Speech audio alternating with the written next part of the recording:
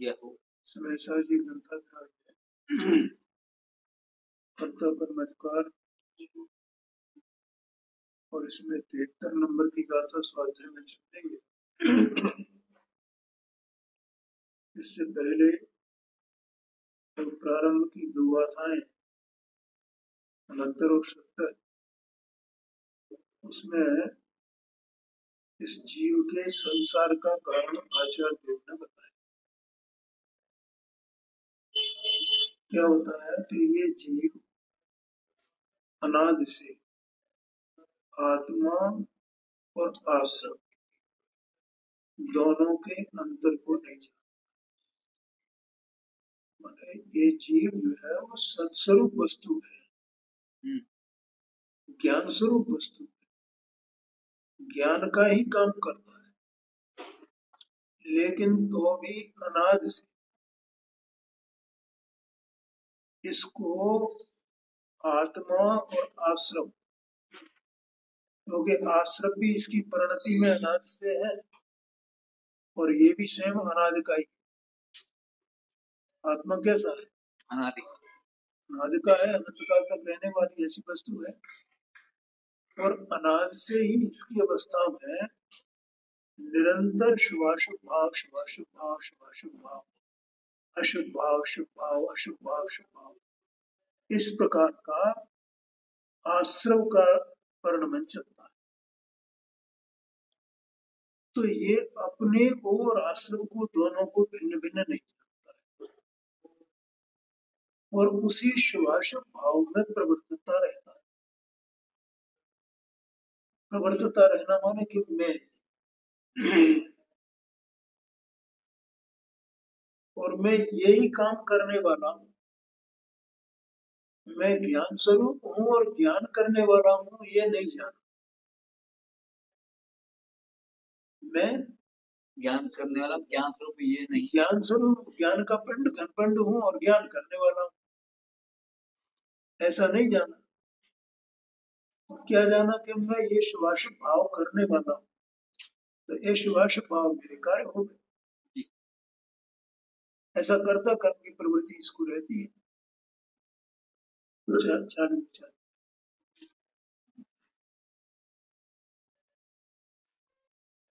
समझ गया ना?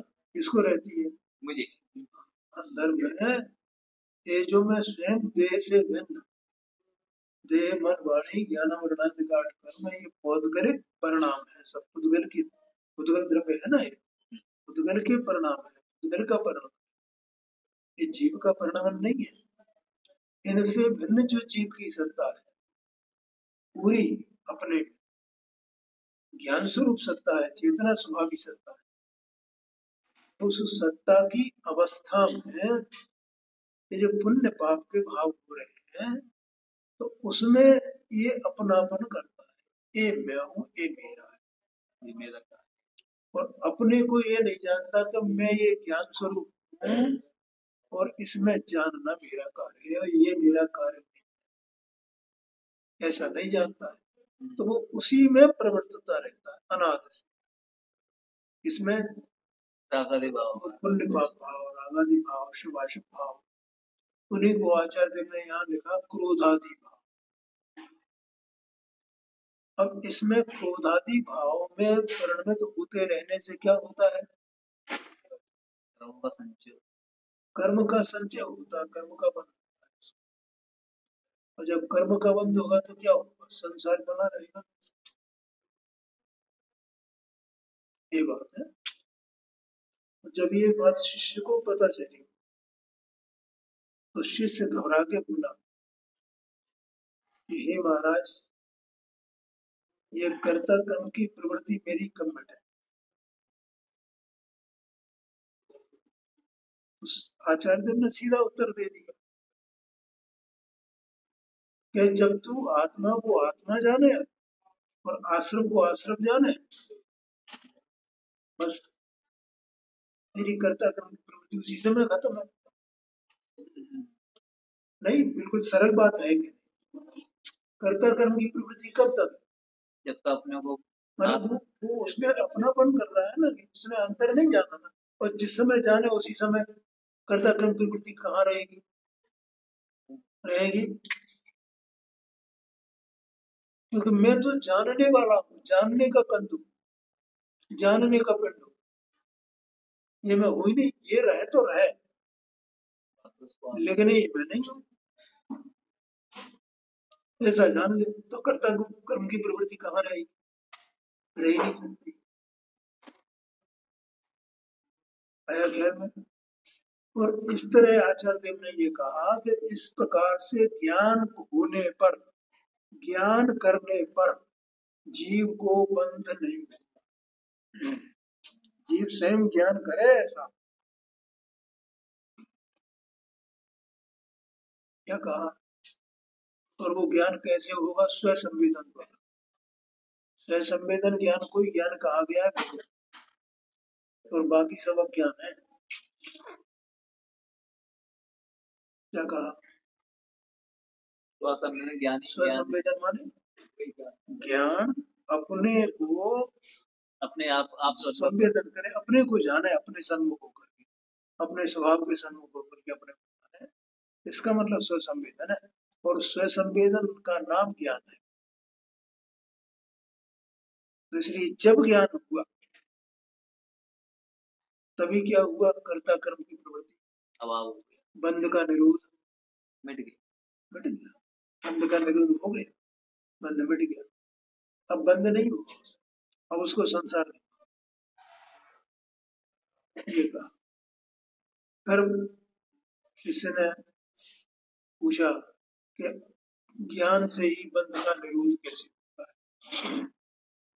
कैसे करें? तो उन्होंने कहा कि आश्रम ऐसा है, ऐसा है, ये आश्रम के विशेष है, मलिन है, जड़ स्वभावी है, वो जानता नहीं है आश्रम। पुण्य पाप के जो भाव अपनी परिणति में होते हैं वे जानते नहीं है, क्योंकि उनमें ज्ञान नहीं है। आया समझ में? और वे आश्रम रूप है और दुख के कारण है, और आत्मा पवित्र है, न दुख रूप है न दुख का कारण है। आत्मा तो पवित्र है, मलिन नहीं है, चेतना स्वभावी है, जड़ स्वभावी नहीं है, ऐसा बताया। ऐसा जब ज्ञान करे तो उस ज्ञान से बंध का निरोध हो जाता है। ये उत्तर। फिर इसके बाद उसने पूछा किस विधि से, कि वो विधि कौन सी है जिससे हम ये जाने, जिससे हमें ये आश्रम रुक जाते, बंद नहीं। तो उन्होंने कहा कि तू ऐसा जान कि मैं एक हूँ, शुद्ध हूँ, निर्मम हूँ, ममता रहे, और ज्ञान दर्शन, समग्र ज्ञान दर्शन से समग्र बने। पूरा मेरा जितना अस्तित्व है वो मेरा अस्तित्व, मेरी सत्ता ज्ञान दर्शन, ज्ञान दर्शन, ज्ञान दर्शन, उससे ठसाठस ये बताया, वही मैं हूँ।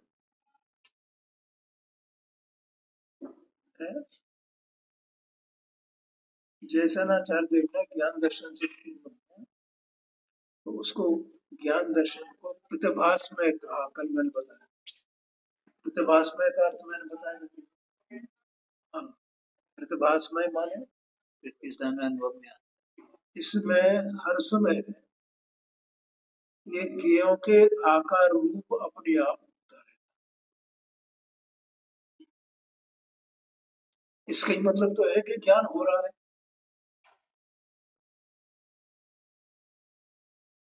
इसका मतलब यही तो है कि ज्ञान स्वरूप है।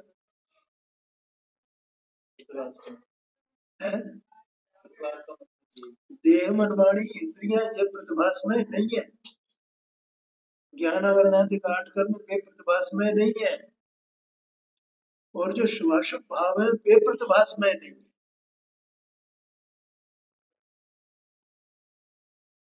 अकेला आत्मा प्रतिभास में है। और वो प्रतिभास में है तो क्या होता है प्रतिभास होने पर भी तो ज्ञेयों के आकार बनते हैं। उसको ज्ञेय के जानने की इच्छा नहीं होती है, बिना इच्छा की वो चल रहा है। जैसे भगवान की दिव्यध्वनि गिरती है ना, तो भगवान इच्छा करते हैं कि मैं बोलूं,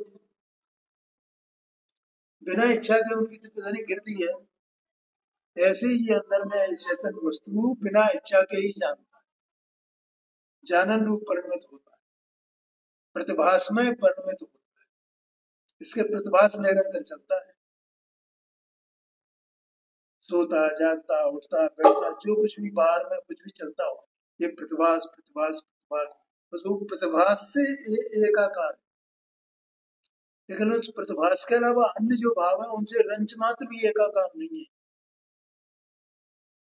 ये तो ममता से हाँ, तो प्रतिभास में है तो प्रतिभास में होने की शक्ति भी है ना, ज्ञान दर्शन की, ज्ञान दर्शन स्वरूप है ना ये।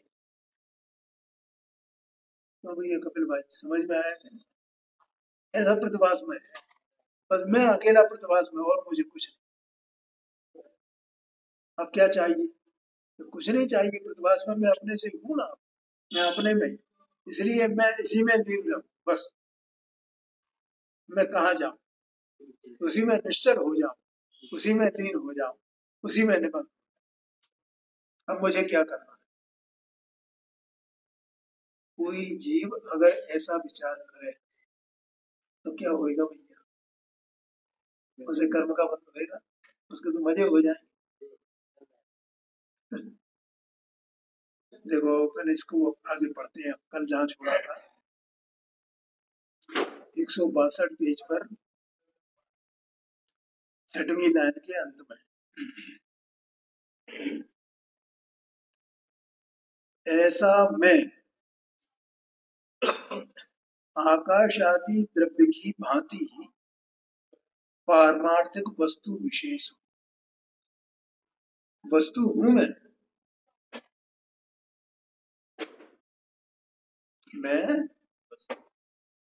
और कैसा हूं? पारमार्थिक वस्तु हूं मैं। पारमार्थिक माने क्या? सत्य स्वरूप कि मेरा मुझसे ही प्रयोजन है, अन्य से किसी से कोई प्रयोजन नहीं है जगत है। आत्मा का किससे प्रयोजन है? बोलो। कर्मों से प्रयोजन है, पुण्य पाप के भावों से प्रयोजन है, देह से इंद्रियों से कुछ प्रयोजन है, ज्ञानावरणादिक कर्मों से कुछ प्रयोजन है, देव से गुरु से शास्त्र से कुछ प्रयोजन है नहीं है। आत्मा का आत्मा से ही प्रयोजन है, किसी से कुछ प्रयोजन ही नहीं है। इसलिए मैं पारमार्थिक वस्तु हूं। और विशेष क्यों हूं? क्योंकि आकाश धर्म अधर्म काल, इनसे न्यारी उदगल नव धर्म अधर्म काल, न्यारी ये तो सब जड़ है, चेतन है ना। ये सब इतने हैं 5 प्रकार के, और अनंत अनंत, ये सब 5 प्रकार के सब जड़ हैं अचेतन। और चेतन मैं चेतन हूं, इसलिए इनसे विशेष हूं। आया कि नहीं? ये पुण्य पाप के भाव भी मैं नहीं हूं, इसलिए मैं विशेष हूं। क्या प्रयोजन है मेरा, बताओ? पुण्य पाप के भावों से कोई प्रयोजन है?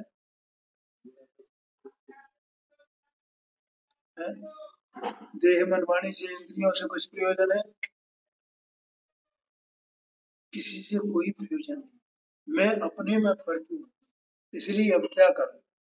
ये आगे कहते हैं, इसलिए अब मैं समस्त परद्रव्य प्रवृत्ति से, देखो समस्त परद्रव्य जो मेरी अनाज से परद्रव्य में जो मेरी प्रवृत्ति चली है, बोला ये समझ में आता है अपने ये प्रवृत्ति कहाँ चल रही है अनाज से? है पुण्य पाप के भाव देहादिक परद्रव्य में, स्त्री पुत्र आदिक में, बाहर के संयोगों में, अनुकूल प्रतिकूल जो कुछ संयोग मेरे मन में है, और ये यहाँ भी आ जाए, महात्मा बन जाए तो देवगुरु शास्त्र में इनमें है, तो देह की क्रिया में इसी में प्रवृत्ति चल रही है ना, ये तो सब परद्रव्य है। अभी तो बताया पारमार्थिक विशेष वस्तु हूँ, मेरा मुझसे ही प्रयोजन है, किसी दूसरे से प्रयोजन ही नहीं है। इसलिए परद्रव्य की जो प्रवृत्ति है, परद्रव्य में मेरी जो प्रवृत्ति है, उससे मैं निवृत्त हूं, शांत हो जाऊं, उधर से हट जाऊं।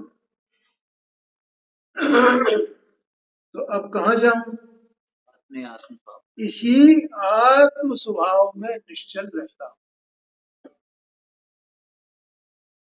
मैं उपयोग कहाँ निश्चल हूं? मेरा ये जो आत्म स्वभाव है, कैसा आत्म स्वभाव है? 4 विशेषण बताए आत्म स्वभाव के।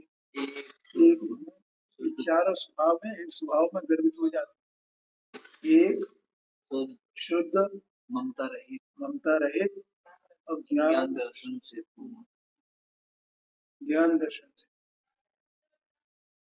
ये ऐसा जो मेरा स्वभाव है, उसी स्वभाव में निश्चल रहता हूं, उसमें से चलू ही नहीं, हटू ही नहीं, वहीं रहो। उसमें निश्चल रहता हूं। समस्त परद्रव्य के निमित्त से विशेष रूप चेतन में होती हुई चंचल कल्लोलों के निरूप से, उससे क्या होगा?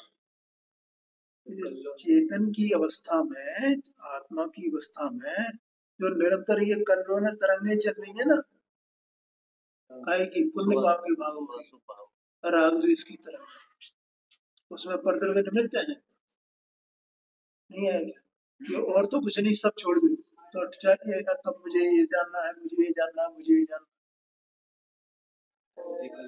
मैं ये जानू, मैं ये जानू, मैं ये क्या है? ये कौन सा तत्व है? जी कौन सा तत्व? आश्रम तत्व है। मैं ये जानू, मैं ये जानू, मैं चलो मैं देव को तो जानू, मैं गुरु को तो जानू, शास्त्र को तो जानू। अरे तू स्वयं प्रतिभास में अपने में है डूबा हुआ, तू उधर क्यों नहीं देखता? पूरा सर्वांग ज्ञान दर्शन से वस्तु है, अकेला है, तेरा परद्रव्य से एक परमाणु मात्र से भी कोई अपनापन नहीं है, आश्रम तो तेरा कुछ है ही नहीं है? तो परद्रव्य के निमित्त से जो निरंतर कल्लोलें चलती हैं, तब ये रुक जाएंगे। कब रुक जाएंगे? जब ये अपने में निश्चल हो। नहीं आएगा। देखो सरोवर होता है ना, तो हवा चले या कोई उसको छेड़े तो उसमें कटोले उठेंगे कि नहीं उठेंगे? तरंगे है। और अगर कोई नहीं छेड़ा उसे, कुछ हवा न चले, तो शांत सरोवर, शांत शांत शांत शांत। ऐसे ही परद्रव्य के निमित्त से जब ये आत्मा अपने को छोड़ करके परद्रव्य का आश्रय करता है, परद्रव्य को देखता है, परद्रव्य का विकल्प करता है, तब इसके वो कल्लोलें चलती हैं, तरंगें चलती हैं पुण्य पाप आश्रव तत्व। और जब ये अपने में ही लीन हो जाए, निश्चल हो जाएगा, तो कल्लोलें खत्म हो जाएगी, उनसे रहित हो जाए। और जब तक कल्लोलें हैं, तब तक निरंतर आश्रव है और बंध है। और कल्लोलें समाप्त तो आश्रव समाप्त, फिर बंध नहीं है। ये कहते हैं समस्त परद्रव्य के निमित्त से विशेष रूप चेतन में होती हुई चंचल कल्लोलों के निरूप से। विशेष रूप चेतन माने जो चेतन की एक समय की अवस्था है ना, उस अवस्था को विशेष रूप चेतन कहा। और ये आत्मा पूरा अपने में सामान्य चेतन, और सामान्य की भी पर्याय विशेष। तो भाई समझ में आया कि नहीं आया? पर्याय और परिणाम चल रहा है ना उत्पाद रूप जानने का, तो वे क्या है, वे विशेष है। उसी के भेद समय समय समय समय उत्पाद चल रहा है ना जानने का, जानने का पिंड और जानने का परिणाम, जानने का पिंड और जानने का, तो वो जो परिणाम चल रहा है वो जानने का ही विशेष है ना, आया कि नहीं आया, जो प्रतिभास चल रहा है वो उस प्रतिभास में वस्तु का ही विशेष है। तो उस विशेष में वे कल्लोलें उत्पन्न होती है, आत्मा में उत्पन्न सामान्य वस्तु में उत्पन्न नहीं होती है। विशेष रूप जो पर्याय हैं वो पर्यायों में ही वहां वो कल्लोलें उत्पन्न होती हैं, माने वो आश्रव होता है, पुण्य पाप के भाव अपने आप हो रहे भी है, कोई करता नहीं है उनको, देह मन वाणी तो भिन्न है, कौन करे, ये तो अपने आप ही इसमें हो रहे हैं, क्योंकि निरंतर अनाद से क्या हो रहा है, ये अपने स्वरूप को जाना ही नहीं इसने, तो पर स्वरूप को ही ये अपना मैंने अपने से हट करके बस एक परमाणु मात्र को भी अपना माना, राग की एक कणिका को भी अपना माना, और कर लो न शुरू, किस समय नहीं है,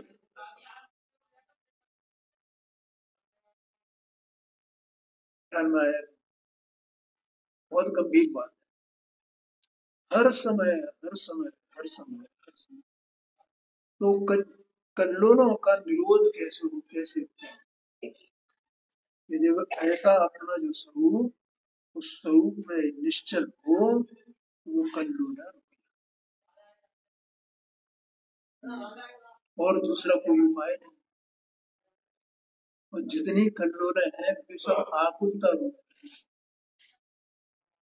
क्या कहा, आकुलता रूप, चंचल कल्लोलों के निरोध से इसको ही माने अपने चैतन्य स्वरूप को ही अनुभवन करता हुआ, उसी को निरंतर अनुभव करे, उसी में लीन रहे, उसी में निष्ठित, अपने अज्ञान से आत्मा में उत्पन्न होते हुए जो यह क्रोधादि भाव है, उन सबका क्षय करता हूं, अपने स्वभाव में निश्चल होकर के, और निरंतर फिर क्या करे, उसी का अनुभवन करे, उसी का अनुभवन करे, उसी का अनुभव, अन्य का अनुभवन न करे, ध्यान में क्या कहा, अन्य का अनुभव ना करे, अन्य का स्वाद नहीं आवे, अपना ही स्वाद आवे, अपनेपन का ही स्वाद आवे, बस उन सबका क्षय करता हूं, जो क्रोधादि भाव हैं, शुभाशुभ भाव हैं, उन सबका मैं क्षय करता हूं, ये उनको क्षय करने की, आश्रम को क्षय करने की, आश्रम से छूटने का ही उपाय, ऐसा आत्मा में निश्चय करके, ऐसा अपने में निश्चय करना है।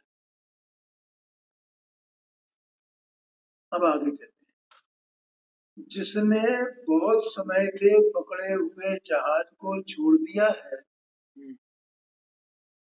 शांति से समझना भैया, बहुत गंभीर बात है, जिसने बहुत समय से पकड़े हुए जहाज को छोड़ दिया है, ऐसे समुद्र के भवन की भांति जिसने सर्व विकल्पों को शीघ्र ही वमन कर दिया है, ऐसे निर्विकल्प अचलित निर्मल आत्मा का अवलंबन करता हुआ, विज्ञान घन होता हुआ, यह आत्मा आश्रमों से निवृत्त होता है। देखो क्या होता है कि पहले जहाज हुआ करते थे ना, और वे समुद्र की भंवर में फंस गए, काय में फंस गए, समुद्री भंवर, अब वो भंवर शांत हो तो वो जहाज छूटे, और भंवर जब तक शांत नहीं होगी तब तक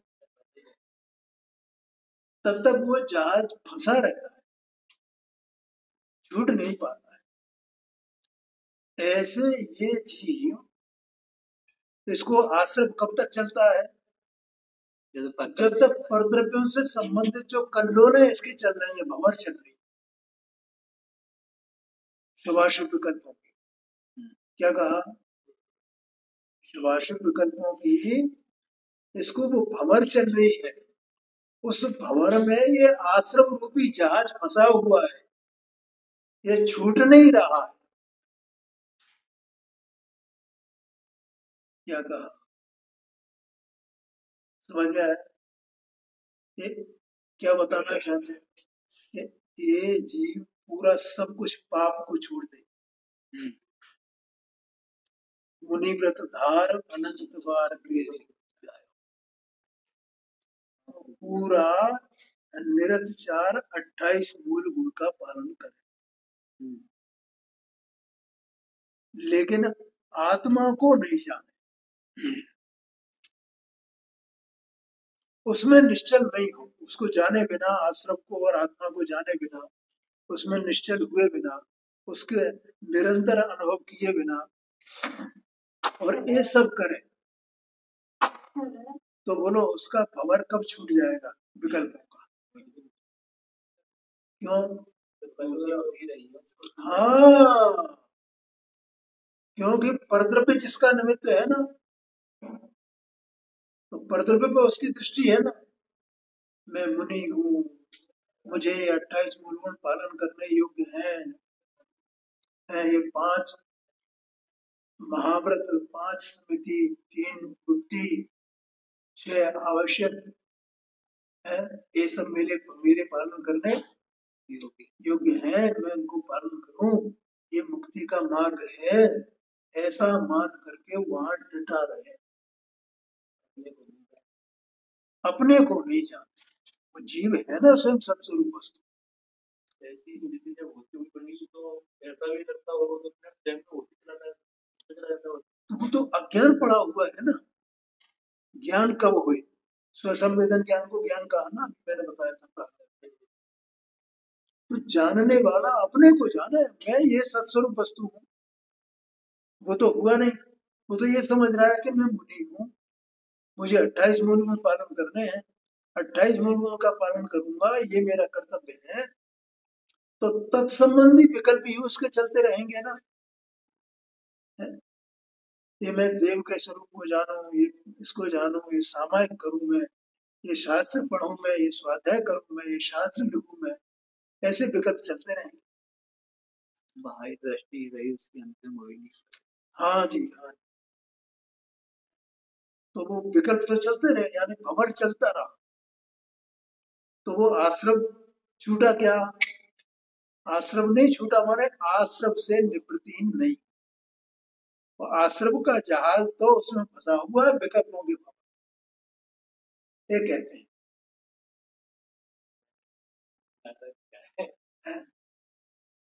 ऐसा कहते हैं। देखो अब पढ़ो। ऐसा आत्मा में निश्चय करके जिसने बहुत समय के पकड़े हुए जहाज को छोड़ दिया है, ऐसे समुद्र के भंवर की भांति, समुद्र का भंवर पकड़े हुए को शांत हो जाए और वो जहाज छूट जाए। जिसने सर्व विकल्पों को शीघ्र ही वमन कर दिया है, विकल्प ये भंवर है। निर्विकल्प अचलित निर्मल आत्मा का अवलंबन करता हूं। किसका अवलंबन करता होगा? निर्मल आत्मा का, निर्विकल्प आत्मा। निर्विकल्प मतलब राग से रहित आत्मा है ना पूरा। राग की एक कण का भी आत्मा से कोई संबंध नहीं रखती। भाई राग की कणिका का संबंध तो परद्रव्य से है ना, आत्मा से कहाँ संबंध? लेकिन ये जीव अज्ञान के कारण, ये आत्मा स्वयं अज्ञान के कारण उसे अपना संबंध मानता है और अपने से अपना संबंध नहीं मानता है। क्या कहा? आत्मा अपने से अपना संबंध नहीं मानता, किससे मानता है? राग से अपना संबंध मानता है। और वास्तव में राग से इसका कोई संबंध है क्या? संबंध है ही नहीं।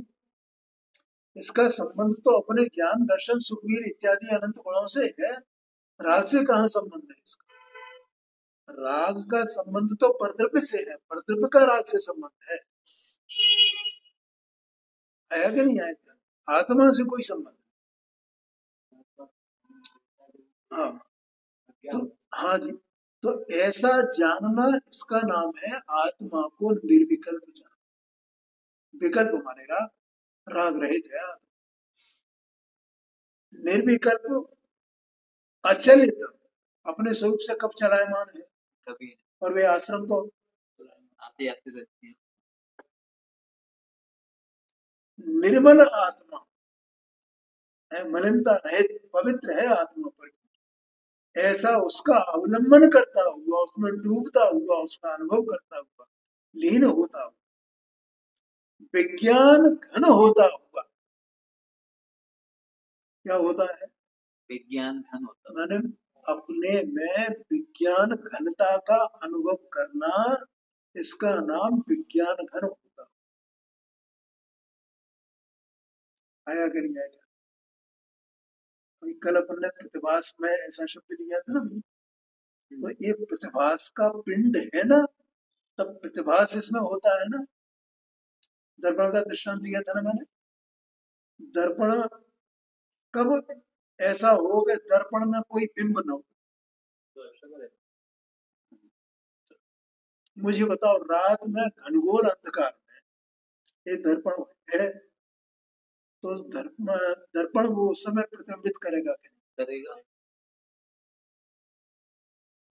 घनघोर अंधकार है तो उसका क्या, वहां क्या प्रतिबिंबित करेगा? अंधकार करेगा। ये अंधकार को ही प्रतिबिंबित करेगा। वो कोई प्रकाश का मोहताज नहीं है। तो अपना स्वभाव रूप परिवर्तन करे। तो बोलो वो जो प्रतिबिंबन का उसका स्वभाव है, तो वो परद्रव्य के अधीन है क्या? अन्य द्रव्यों के नहीं, सब प्रकाश होना चाहिए या ये होना चाहिए या कोई सामने इसके होना चाहिए तब ये प्रतिबिंबित करेगा, ऐसा है क्या? ऐसा है ही नहीं। वो तो उसका स्वभाव है, उसका दल है, उसका ही परम्परा रचा बना है। ऐसे आत्मा में जो प्रतिभास होता है, तो वो आत्मा स्वयं उस प्रतिभास का कंद है ना। ऐसा उसका अनुभव करना, इसका नाम विज्ञान घन होता है। विज्ञान घनता का अनुभव करना विज्ञान घन होता। विज्ञान घन होता हुआ यह आत्मा आश्रमों से निवृत्त होता है। मैं विज्ञान घन हूं, ऐसा अनुभव करता हूं, और इस प्रकार से वो आश्रमों से निवृत्त होता है, छूटता जाता है, छूटता जाता है। ये आगे 74 नंबर की जो गाथा है ना, उसमें आएगा कि जितना जितना ये विज्ञान घन होता है, उतना उतना आश्रमों से निवृत्त होता है। जितना जितना आश्रमों से निवृत्त होता है, उतना उतना विज्ञान घन होता है। अर्थात पर्याय में स्थिरता बढ़ती जाती है। विज्ञान घन का मतलब की वस्तु नहीं, देखो, विज्ञान घन का मानो ज्ञाता दृष्टा होते जाना। क्या कहा? अपने विशेष लीनता। हाँ, ज्ञाता दृष्टा होते जाना। ज्ञाता दृष्टा की ही जो स्वभाव है ना, उसका पर्याय में परिणमन होता जाना, उसका बढ़ता जाना। तो क्या हो? आश्रम नहीं होंगे ना। फिर ये आत्मा क्या रह गया? ज्ञाता दृष्टा, ज्ञाता दृष्टा, ज्ञाता दृष्टा, ज्ञाता दृष्टा। तो शुभाशुभ विकल्प नहीं रहे। इसका मतलब है विज्ञान घन होता है। असली बात तो ये है। तो वहां विज्ञान घन का अनुभव करेगा स्वभाव का, तो पर्याय में विज्ञान घन होगा, माने ज्ञाता दृष्टा होगा ना। अब जितना जितना आश्रमों से निवृत्त होता जाता है, उतना ही उतना ये विज्ञान घन होता जाता है, माने ज्ञाता दृष्टा पाने की इसकी स्थिरता होती जाती है, होती जाती है, होती जाती है। देखो, अभी एक दिन मैंने एक दृष्टांत दिया था कि मैं जब स्वाध्याय करता हूँ तो स्वाध्याय करने से मैंने पढ़ लिया, इसको मैंने जान लिया, इतने से काम चलता है? नहीं, तो फिर कैसे काम चले? जब तो उसे भाव वासन ना हो।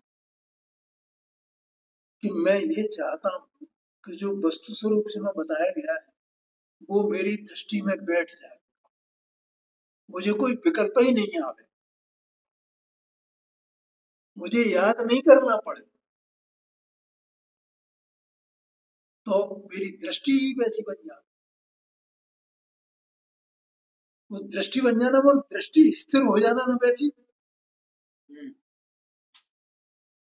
दृष्टि का स्थिर हो जाना, वो बात स्थिर हो जाए, वो बात स्थिर हो जाए, वो बात जम जाए, फिर मुझे याद नहीं करना पड़े।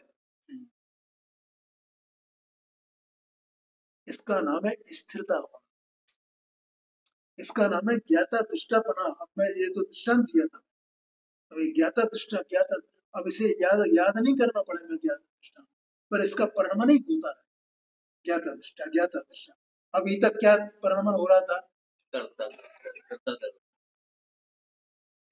कर्ता कर्म बने विकल्प का, और फिर क्या परिणमन हो जाए? ज्ञाता दृष्टा ज्ञाता दृष्टा ज्ञाता दृष्टा ज्ञाता, क्यों? ज्ञाता दृष्टा स्वभाव, ज्ञाता दृष्टा परिणमन, बस वस्तु के लिए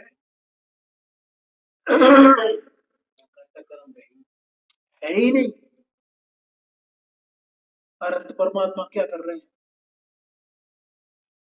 ज्ञाता दृष्टा। सिद्ध भगवान क्या कर रहे हैं? ज्ञाता दृष्टि दे रहे। तो आश्रम का अभाव हो गया ना, सब आश्रम का सब क्षय हो गया, और अकेला आत्मा ज्ञाता दृष्टा रह गया। ऐसा विज्ञान घन होता हुआ ये आत्मा आश्रमों से निवृत्त होता है, विज्ञान घन होता हुआ आश्रमों से निवृत्त। अब बोलो, ये जब विज्ञान घन होगा, अपने मन में ज्ञाता दृष्टा ज्ञाता दृष्टा ज्ञाता दृष्टा, ऐसी उसकी मजबूती हो जाए, स्थिरता हो जाए, तो फिर आश्रम रहेंगे, आश्रम से क्षय प्राप्त हो जाए, छूट जाए। एक विधि है, शिष्य ने पूछा था क्या विधि है, तो ये विधि बताए। ऐसा यहाँ ज्ञानी ऐसा विचार करते हैं, अब ये भावार्थ रह गया है, ये अपन कर लेंगे।